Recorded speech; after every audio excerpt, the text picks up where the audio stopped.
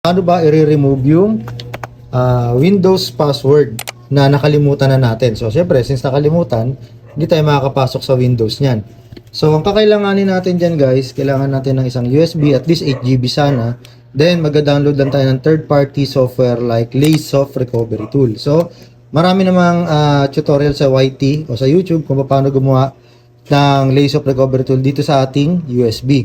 So, panoorin nyo na lang yon. So, pag nakalagay na rito yung Laysoft Recovery Tools ninyo, kailangan na natin tong i-plug sa mismong unit natin. Ayan. So, hindi ka tayo mapasok. So, yun. Pagka-plug natin, shutdown natin yung PC. Dito, gamit ko mini PC, guys, ha. Shutdown natin. So, once na na-shutdown na natin yung PC natin, guys, kailangan natin alamin kung ano bang boot menu nung ating PC. Let's say, for example, to Lenovo. Ang boot menu kasi dito, F12 lang ang pinipindot ko. Minsan, enter para makapasok ako dun sa mga boot selection. So, power on natin yung PC. Naka-plug dapat to, kasi buboot natin yung USB. Hanapin lang natin. Ayan. So, yan. Kunyari, ito yung USB na gamit natin. Nabasa naman siya. USB key. So, dito tayo sa vendor product code. UEFI. Yan. Select mo yan, then enter. Ayan.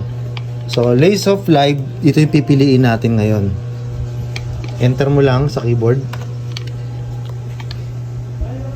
So, yun. So, nakapasok na tayo dito sa Laysoft Recovery Suite. Dito tayo papasok ngayon sa password recovery. Password recovery, click nyo lang yan.